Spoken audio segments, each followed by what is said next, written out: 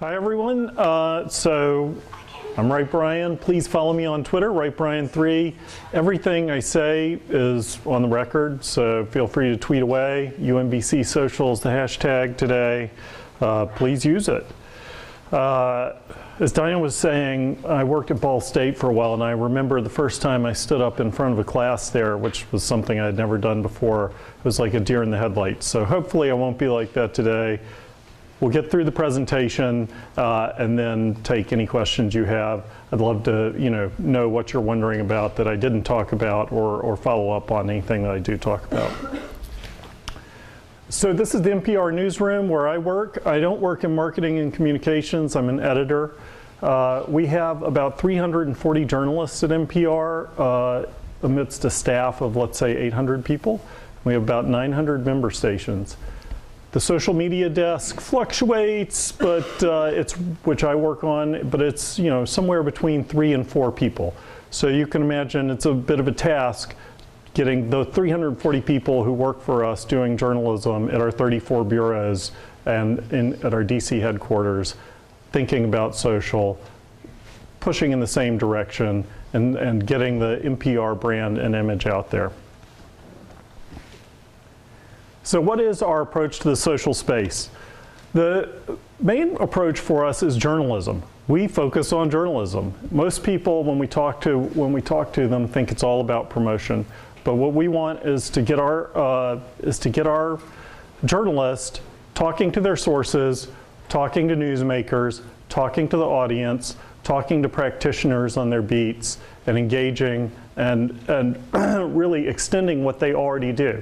So instead of picking up the phone, they're on Twitter connecting with people. Instead of going to a community, they're finding the community online.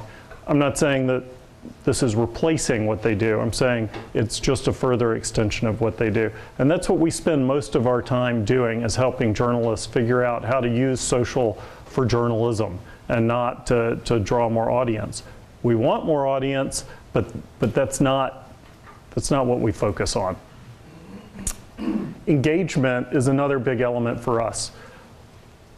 Public radio is all about people. It was started as a response, I think, to big corporate media. And we see it as a place, as a natural thing for our audience to engage with us because they really identify with us. They hear us on the radio, we speak in a natural voice, we're telling their stories, we're not telling someone else's stories. And so when we make ourselves available on Twitter, on Facebook, on Instagram, we feel like we're really completing that circle, a sort of a promise that we made when public media started. And we've been broadcasting at them for 30 or 40 years, but now we have the chance to actually come together in the social space. And so that's another thing that we work with all the people in the newsroom on. And promotion. All right, we all want an audience. We all need an audience. We're in the business of having an audience, but promotion is not something that we do in a blatant way. It's more in what we preach is publishing.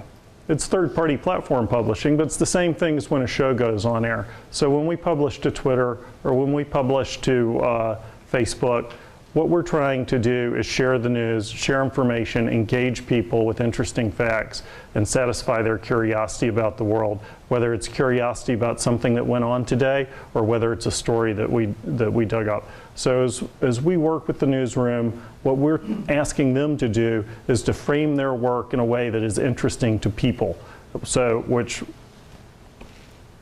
hopefully will lead to audience, and typically it does. All right. I'm going to walk through some of the ways that we're using social media. This is Reddit. Who's on Reddit? Who uses Reddit every day? A few. I encourage all of y'all to spend some time on Reddit. Reddit is really a series of communities. It's not one big thing. There are just hundreds and hundreds, or really thousands and thousands of subreddits. We were talking to them late last year, and they told us, I think, hundreds of subreddits are created every day. You can create one on your own. So it's a community of people with like-minded interests. In this case, one of our producers at All Things Considered was looking for multi-generational military families And we said, let's go to Reddit, where there are a bunch of active military communities, including an Army community. There's Army, Navy, Coast Guard, I think Marines. And so what our producer did was go to each of these communities, explain what our project was, who we were looking for, what we wanted, talk to the moderators of the communities. The moderators are like the key holders to the community. Anybody can post in them, but if you want to be well received and you're trying to work with the community, you talk to the moderators. So we did that, and in the end, we got all the people that we needed to talk to and put them on air. So that's an example of how we use Reddit for our journalism.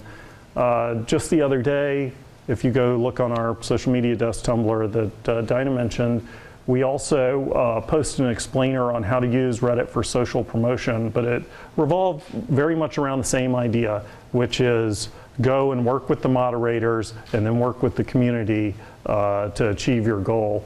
In the case of the post the other day, we are running a concert contest.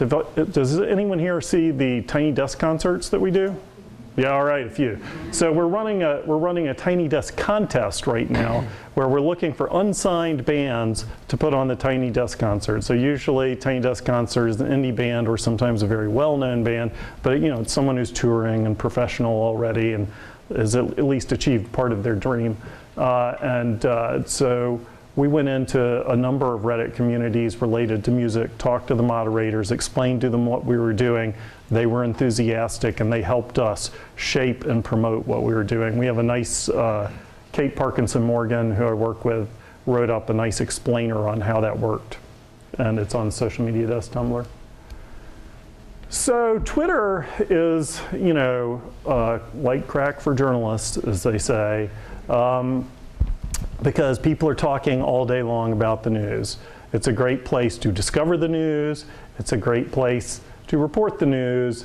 It's a great place to just talk. In this case, this is a fantastic example of how it can really be used as a journalism tool.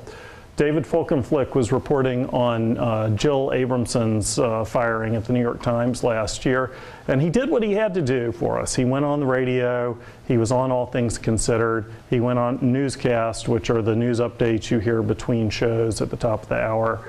I think he offered himself up to another show that we do, and then he still had more to report. So he didn't let the fact that he didn't have any more shows to appear on stop him. He went to Twitter and started laying it out. And I don't know if you can see this, but these tweets are numbered. So he tried to tell a narrative over time. And it was real time. He was learning stuff. He didn't just know the story. As he learned stuff, he added tweets. I think it got up to like 30 tweets. The interesting thing that happened here was that Vox, does anyone go to Vox for news? Yeah. So Vox saw that. A lot of people saw that. He started getting attention. People were like, he's on the lead. He's the, this is a voice on the story who really knows what he's talking about. Vox storified his tweets. Storify is a tool that allows you to bring together bits of social media and sew them into a whole. They storified his tweets, put it on a page of their own, and got a lot of page views. We instead talked to David and put it in our news blog the two-way and didn't present it that way. We had a meeting afterwards to see what we thought about this. Was this okay? Did Vox just steal our thunder? Or, was that cool? We decided it was great. We decided that Vox got us in front of a new audience. They headlined it properly. They, identified David as being with us. His Twitter cards identify him as with us. So we were happy with it. We felt like we reached a new audience. And David, coming out of this, got 7,000 new followers in one day. People who came to him because he was leading the way. He was clearly one of 2 or 3 lead voices on this subject of great interest to at least the journalistic community. And while he was doing it, he got new sources. David has great sources at the New York Times already.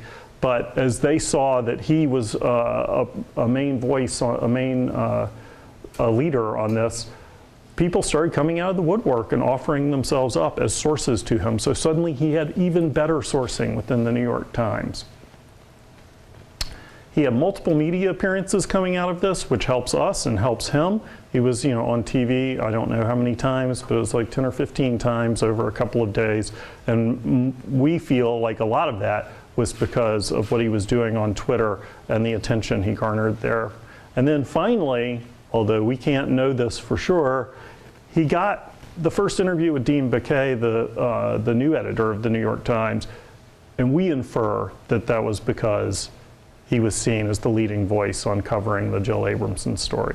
So while Twitter Twitter is ephemeral and sometimes chaotic and disorganized, and the traffic return is not significant, it can help us in a lot of other ways. We use Tumblr a lot. We have an in-house publishing system that we built called Seamus, and while it's really wonderful, it is somewhat complicated and cumbersome, and our radio reporters find it a barrier to entry for doing digital stories. So one way we've gotten around that is to use Tumblr as a publishing platform to take them further, and also to show people NPR in a new way. So Tumblr, one of its beauties is that it's easy to publish off of the iPhone. What we've done with the On the Road Tumblr is to put the power of Tumblr in the hands of our reporters as they go out on special assignments or even regular reporting trips, and let them tell their story in a new way. So suddenly NPR can be seen in a new way. You can actually see what's happening with our reporters as they report, instead of just hearing it, and it's a very different experience.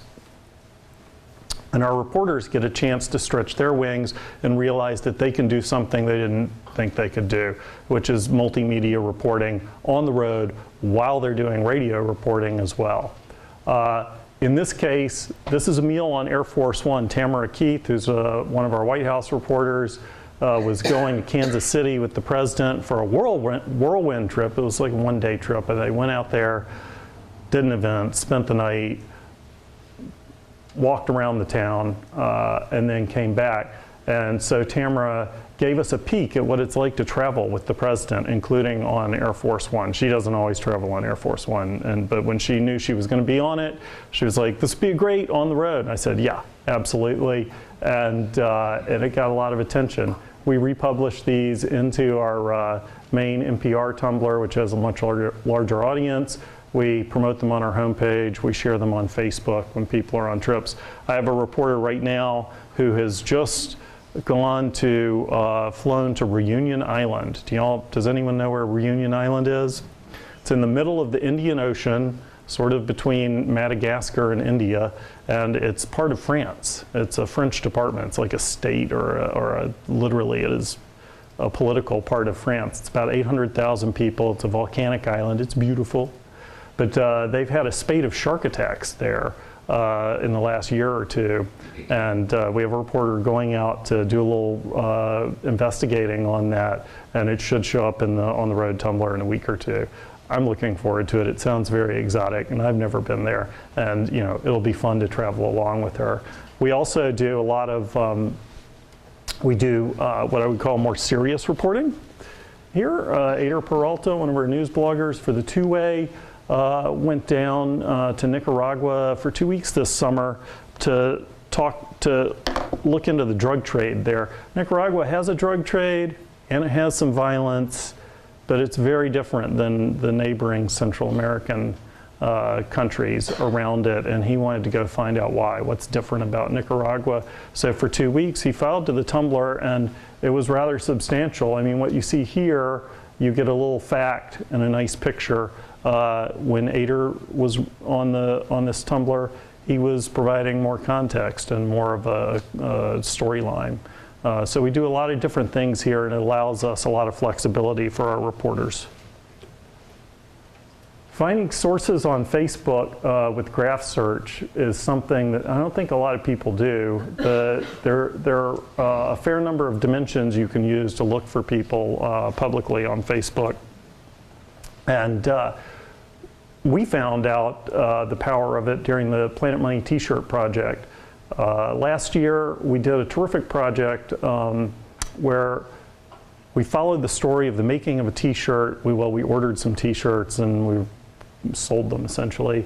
But our reporting team went around the world, went to Colombia, went to Indonesia, went to Mississippi, etc., following the story of the t-shirt to sort of show the global economy and how it's all wrapped up in a t-shirt. One of the most prosaic of things. It was beautiful, it was well reported, the presentation was incredible, but coming out of it, almost, I wouldn't call it a throwaway story, but almost an afterthought was a story we did in West Africa about the afterlife of a t-shirt.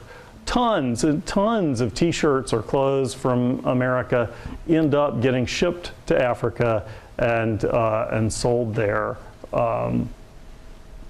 And while we were doing this story, we found a t-shirt that was pretty distinctive from a bat mitzvah in 1994, and it mentioned a name or two, but it wasn't really clear exactly who it was attached to.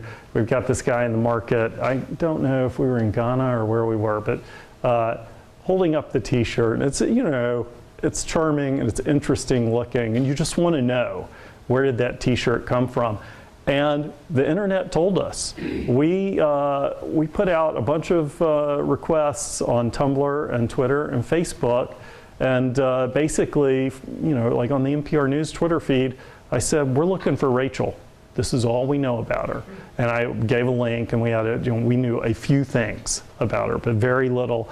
And another journalist at a Jewish publication in New York immediately hopped on Facebook graph search, and within an hour and a half found her. And this ended up being the most popular story, I believe, out of the Planet Money t-shirt project, most popular individual element.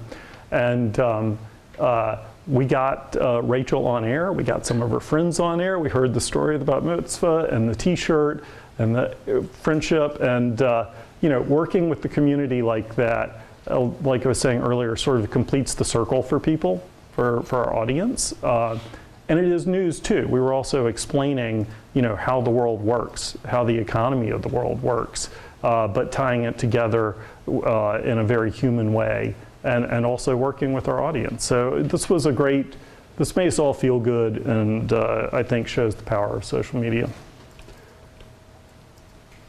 Don't take yourself too seriously. All right, NPR is a very serious brand. We're sober. Some might even say boring at times. We like to say that our goal in so many ways is to be sort of Canadian civil. We just want to be really, we want to be reliable, I guess.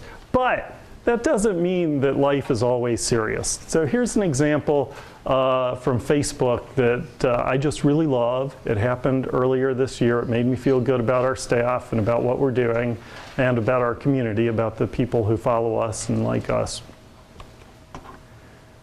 We have about 4.5 million people following us on Facebook. A lot more people see our stuff as they share it with their friends and tell them about it and pass it along. One day, I think over the weekend, a few months, in August last summer, we published this post. It just said tie. That was a mistake. I don't even know how it happened. And no one noticed it right off because it was a mistake. You can see, however, that it reached 900,000 people. It was a very popular post.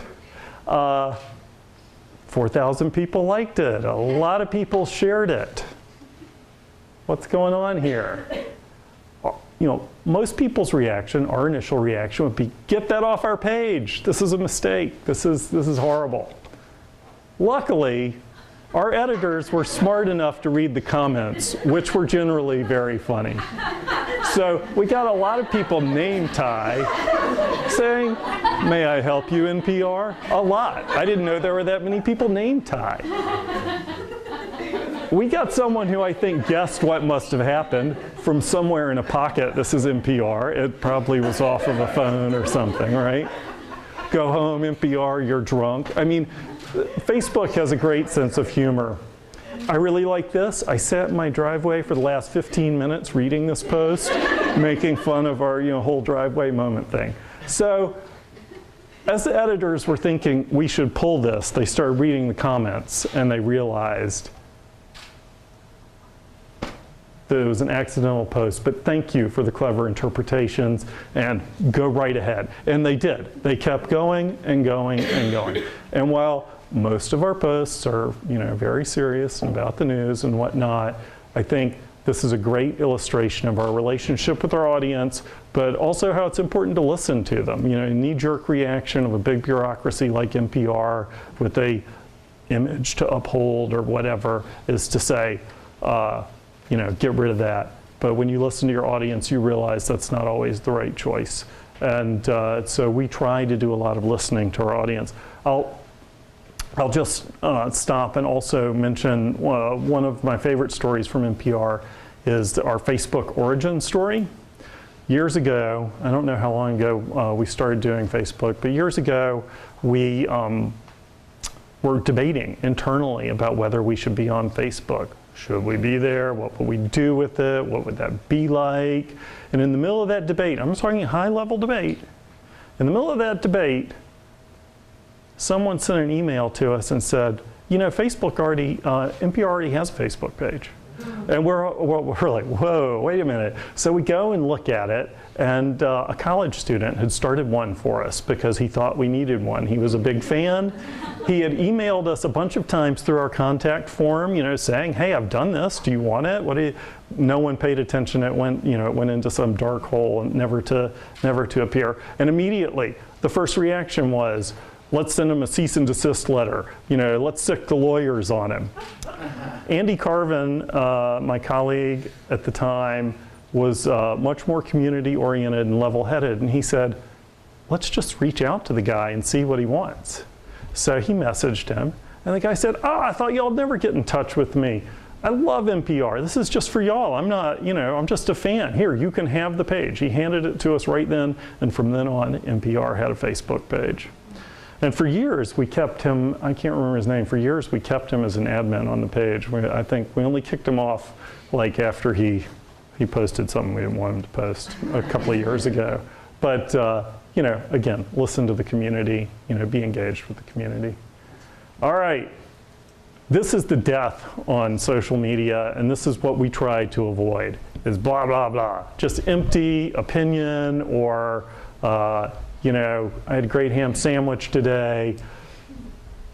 We really want to avoid this. What we want our people to put out in their own voice, in a human voice, in a way that speaks to each of their communities are things such as facts, quotes, characters, visual elements. I think y'all all know visual elements really sell on the internet.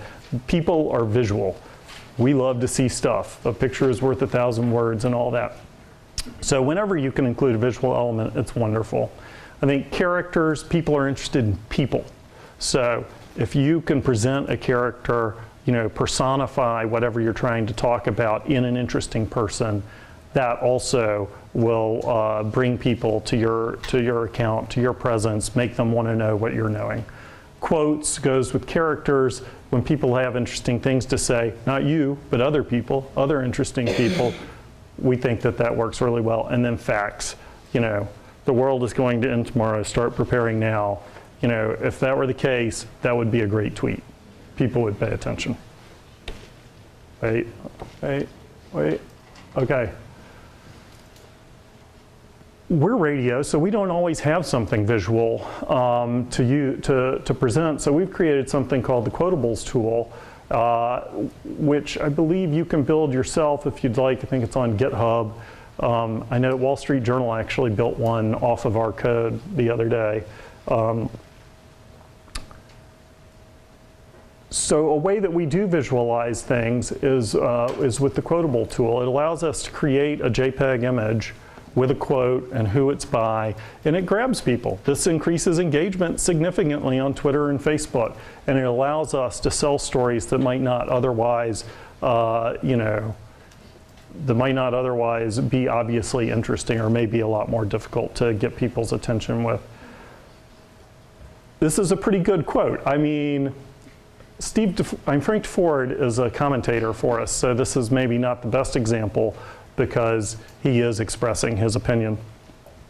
But I like the quote because it's short and to the point, which is really what we want. The Quotable Tool can produce much longer quotes, but I think that people's eyes glaze over when there are too many words. So being concise and to the point is good. Context is great. History is always relevant. You know, when you're thinking about your audiences and what they need, we always try and think more broadly than just what was the news today. This is from a Tumblr that's on hiatus right now, but it's a good one. It's called NPR Archives.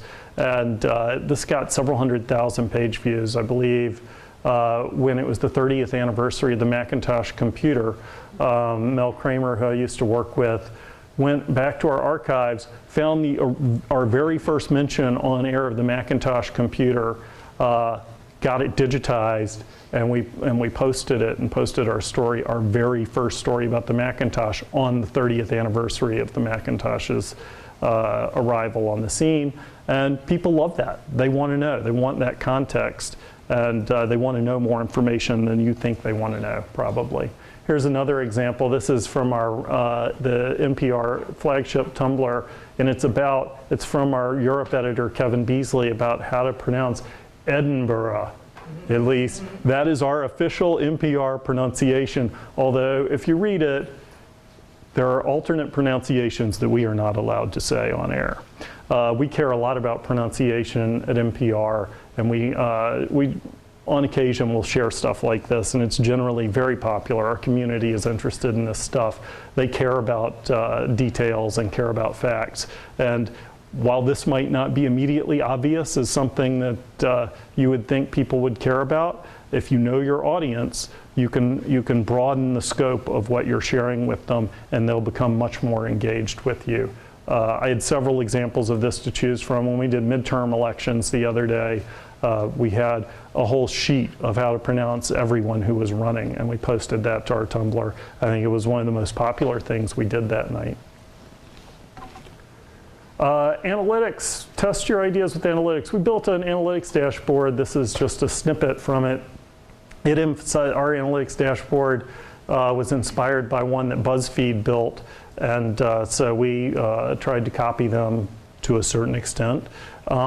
And it emphasizes social traffic versus search traffic versus organic, traffic that's direct to our site. The things that we learn from search are, from analytics vary. One of the lessons that we learned is that our archives are important. We can see when things trend up out of our archives that people on the internet find, that sort of long tail idea. It will highlight that stuff for us. For instance, last year we noticed that a 7-year-old series about the Sunni-Shia split, explaining what's the difference between Sunni and Shia in Islam and why there's disagreement there, was trending up. It didn't get a ton of page views, but it was definitely, people were finding it. And there was news coming out of Iraq and Iran, I think, that was driving that. We saw it.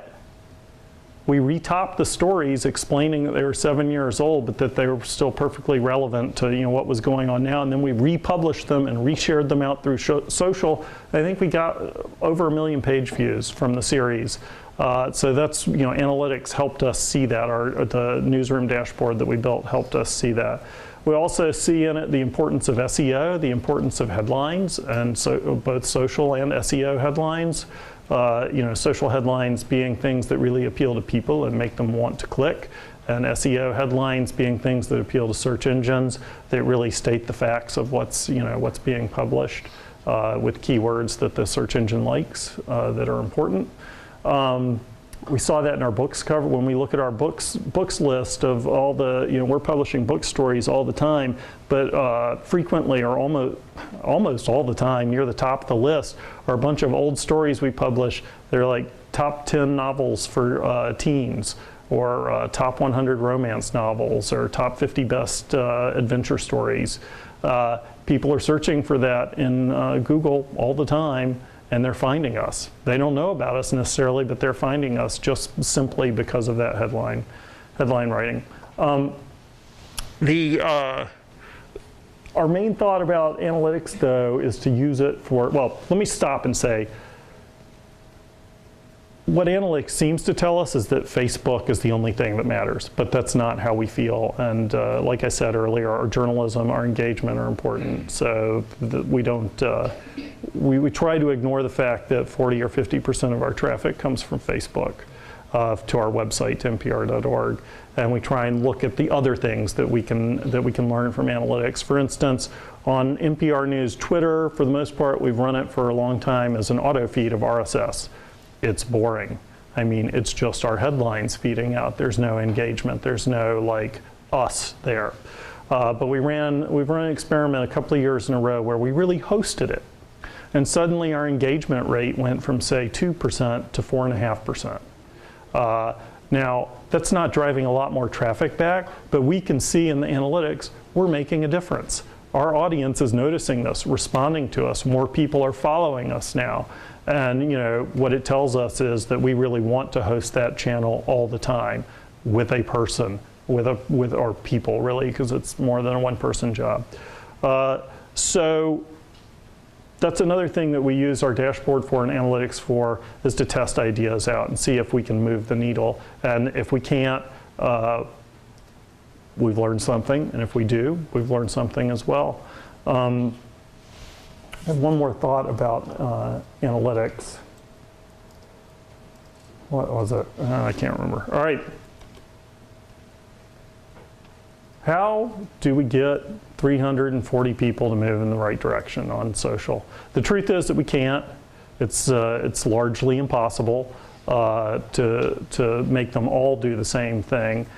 We've done an amazing amount of training and one-on-one and hand-holding over years and years and years. And we have some superstars. We have some people who are really digital natives and know exactly what they're up to and use the social space for their job, just like we would want to, while they are also publishing on radio, broadcasting stories, and the web. But we do have one tool that has really gotten us in a better place, and that's the social sandbox, which we mentioned at the beginning here. It's socialmediadesk.tumblr.com, and our concept here is that we praise our staff. We said we find examples of people doing good work, whether we've helped them do it or whether they did it on their own initiative, and then we share those examples back out with the rest of the staff. And in that way, people get excited, people get interested, people see that their colleague, who they see is just like them, is really on this, and they start to want to do it themselves. And we've had real success. We've really moved with this model, we've really moved from a place of trying to get people to do things to a place where staff come to us all the time to either tell us they have done something or are doing something interesting or would like our help doing it, but it's their idea and their impetus. Other things that we do in here, we spotlight trends in the industry that we think they should all be thinking about to also get those juices flowing and try and get them interested in doing more than they're doing right now. So if we have someone who is already on social but wants to take the next step, we give them ideas in here about what to do. So I call this our organizing principle, really. With a staff of just a few, 3 or 4, we can't be with everyone all the time across our newsroom and across the world. But with this as a locus, as a place to capture our thinking and our work, the work that we do that's important, that's working, this is where we do it, and it's really made a big difference within our organization. We do have a stick, though, because people are publishing without editors all the time on Twitter, on Facebook, on Tumblr, or whatever. They don't have a backstop, but we are an organization that needs to, where we have standards, and we also have a sort of a brand image to uphold. So I wouldn't call it a stick exactly, but we have guidelines and you can see them. They're available to you. It's ethics.npr.org, and then there's a social media tag, and it's plain English. It's not, it's not written like a legal document or anything, and it's not written with a lot of restrictions. It's not like don't do this, don't do this, don't do this. It's a series of important guidelines that our standards and practices editor was co-author of, and Mark Memmott, who is an unbelievable editor, wonderful editor, is our standards and practices editor. He also keeps an eye on what we're all doing, social and otherwise, in the newsroom, and helps to remind us of our guidelines, helps to straighten out issues when they do crop up. And so it's not quite a stick, but these are the rules. That's it. Please go to socialmediadesk.tumblr.com. Follow us there. We're publishing almost every day, and it ranges from some very practical tutorials to a lot of highlights and things that we're doing, things that other people are doing. One thing that we do in the Social Media Desk Tumblr that I encourage everyone to do when you're managing social accounts is to look at your competitors, and then look at people also who you don't think of as competitors, but look for good examples out there. We look to people all the time in our industry. BuzzFeed is someone we look to. We don't want to be BuzzFeed, but we want to learn from them. And so I think that it's important for everyone to see the landscape and say, hey, they're doing it well. Maybe I could do that, because it works. All right, questions? Oh, and this is my email address. So I gave you my Twitter handle. It's WrightBryan3. This is my email address. Feel free to email me anytime, questions, whatever. If there's anything I can help you with, anything I can answer for you, I'd be happy to. So what questions do y'all have? Go right ahead. So you shared guidelines for your reporters on what they're posting. But do you have guidelines, or do you monitor the comments that the audience makes? So if people are saying something abusive or threatening or curse words, do you We do. look at those? We do on our website. So we have comments on npr.org, and we also, I didn't show it here, but on every page there's a link to our discussion rules, which are also plain English, and they're mostly be nice, don't attack people, don't share personal information, like don't out someone who doesn't want their phone number published across the world.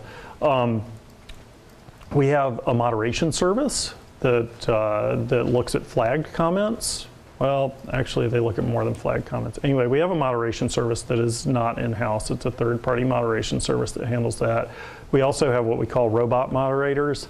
So there's sort of two levels. We have machine language moderation that looks for stuff like obvious spam and curse words and whatnot. And then we have humans who also moderate it. And then if we run into problems beyond that, it comes to me or it comes to our standards and practices editor. We have other, it then gets to us directly.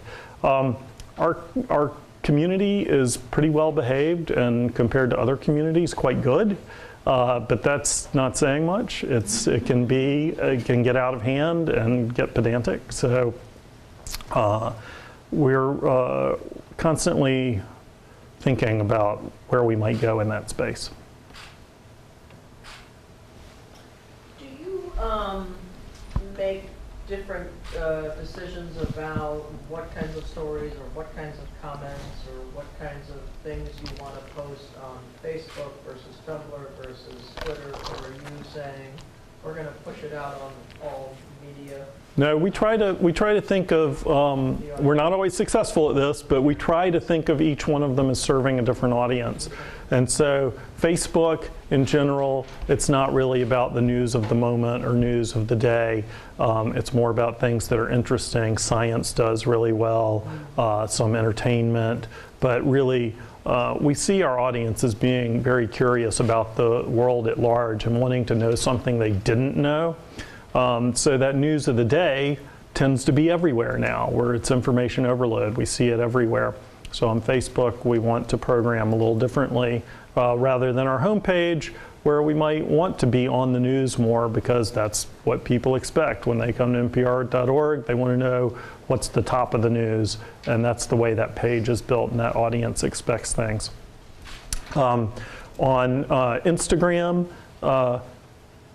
we're just sharing what we're doing well. We do some amazing photography, unbelievably.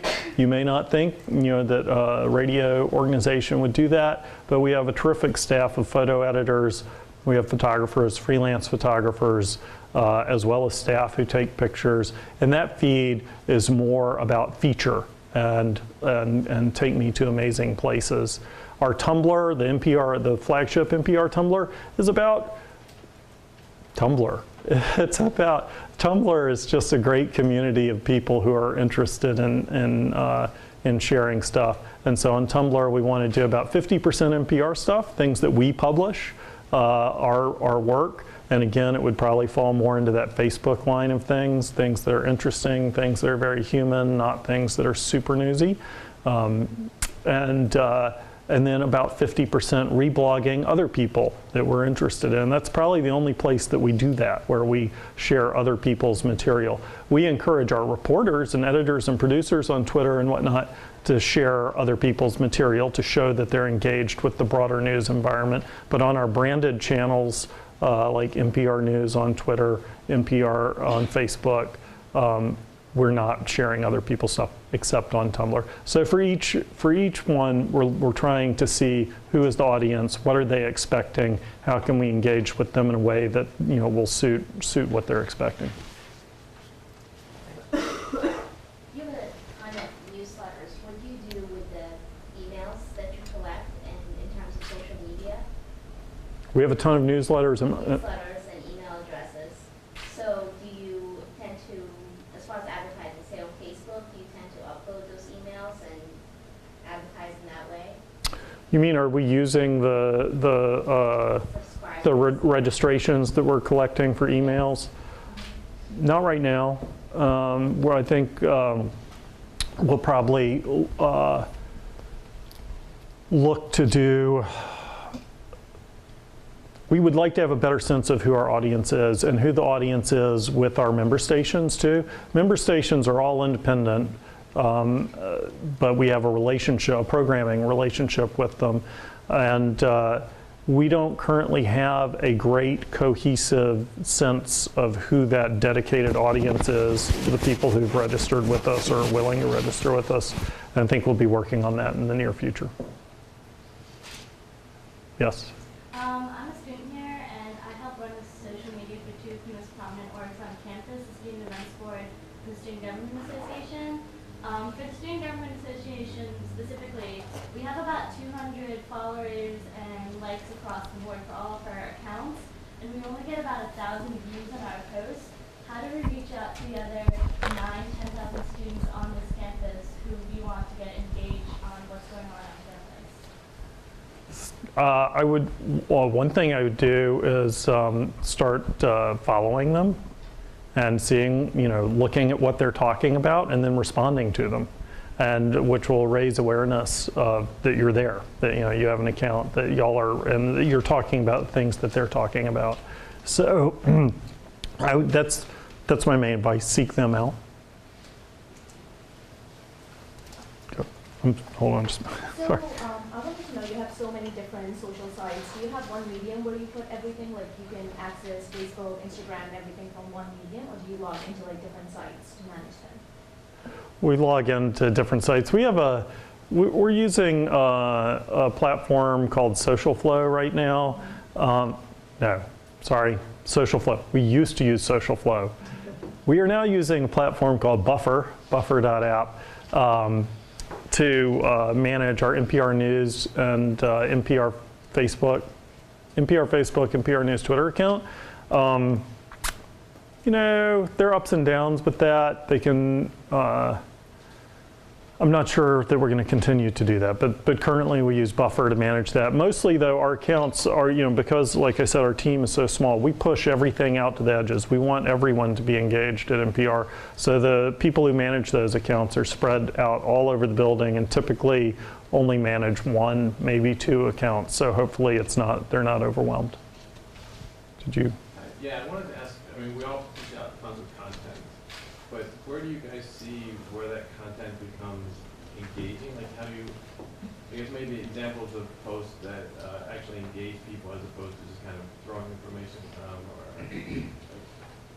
like, how do you cross that line where what you're posting is engaging to promote like responses and discussion? So, you know, what we tell our staff is to be themselves and be human and just share things that are interesting. You know, when you'd lean over and talk to your friend, share that. So when you're managing an account and you're representing a brand, you think that it's you've got to live up to the brand.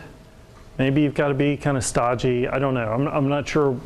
I'm searching for the right words. But that you put yourself in a box sometimes. And we don't want people to do that. We want people to share the things that are interesting. So if we have a news story, so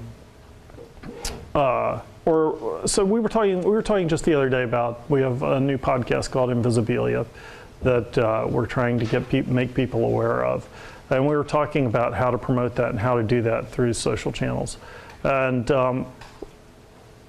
what we don't want to do, we determined, is to say, we've got a new podcast called Invisibilia, you should sign up for it. You know, that kind of generic expectation that, hey, NPR has a new podcast, just follow us, right?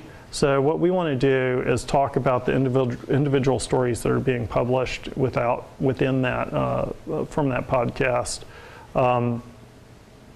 The first episode included a story about a man trapped in his own body for 12 years. We put it out on Facebook. It had a great headline. It's a great story. It's a fascinating story. We put it out on Facebook, and it, you know, got an audience of 1.5 million people, I think, which is very rare for us. That is not typical. But it was, going back to what I was talking about earlier about personifying stories. It was about something particular, about a medical condition. It was about a person in particular, and it was posed as kind of a mystery. So whatever material that you're working with, you want to make it interesting for people. That's the main thing. You want to pick out the bits or reframe it so that they might want to click on it. And then also think about who your audience is. Are you serving them well? You know, is your audience, what do they need? What are they expecting? So through some channels, they might just expect straightforward information. I follow this feed for straightforward information. For others, they may want to be amazed and bowled over. It just depends on what you're trying to do with them. Mr. Bryan, does NPR recognize donors on their social media? If so, how? We do not. So NPR in general, the way NPR is set up as an organization, almost, most of our donors are donating to member stations, and member stations may well do that.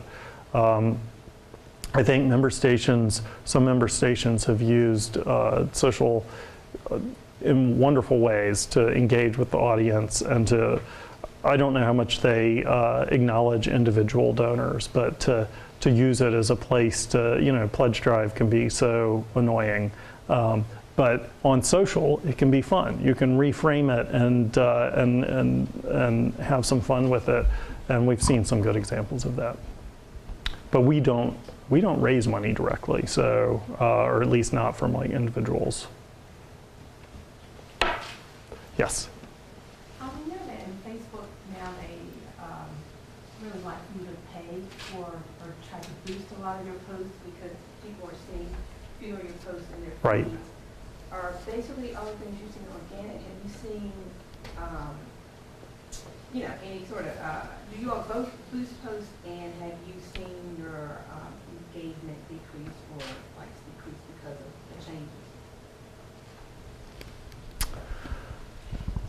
Everything we do is organic. Like I said, I work in the newsroom, so I work with our news accounts. I think our marketing accounts may have done some paid campaigns, but I'm not aware of how those turned out and don't have the details on that. For us, we're lucky because we do have that widely recognized national brand. Facebook has favored us about a year or so ago. I think it was a year or so, maybe a little more. They changed their algorithm. They change it all the time, what appears in your news feed, but they changed it to favor major publishers that they liked. We really don't know, it's all a black box, but we saw our traffic take off, and as did everyone else. And I don't think we've seen it go down since then, although it does, you know, it waffles along, and maybe it's so everything we do is organic. We have that huge advantage, though, that they have favored us. It could go away any day. We don't have a deal with them or have any relationship with them. It's just happenstance. It's just that we represent something that they think that their users will be interested in. I'm sorry, I was rambling. Did that answer your question, or do you have? Yeah, I mean, I'm sure a lot of people have seen, you know, their interaction in, you know, fewer likes and things on their Facebook page. Right. So I think, yeah, there's a lot of complaining and news articles out there about that and about how they're ratcheting that down more and more and more. How to deal with that, you got me. Just one more. Okay, one more. You mentioned BuzzFeed as a place you like to go to for ideas. What are some other sites that you really like? Some other sites that we really like, I like Refinery29. It's a site out of New York, I believe. We like Reddit all the time. I mean, mainly for ideas. I mean, although I think it would be fun to have a homepage at NPR where people voted on what the top stories were. You know, where our audience organized what our stories are. Who else do we follow? Oh, there's a terrific project out of Chicago. WBEZ has been doing a project that's now it's going around called Curious City, where they're working with the audience to decide what stories to cover and then to cover them together, and then it goes on air. So it's a little bit like Reddit, or a little bit like Stack Overflow or something, where, you know, people submit ideas get upvoted or downvoted, and then the professional news staff at WBEZ takes the story, you know, takes the top stories or decides which stories to cover, gets in contact with the people who submitted it, and then works with them to, you know, cover the story, and then it gets published back out as a real story. So I think, you know, we look to a lot of our member stations and smaller organizations to see what's bubbling up. All right. Thanks very much to Wright. Thank you.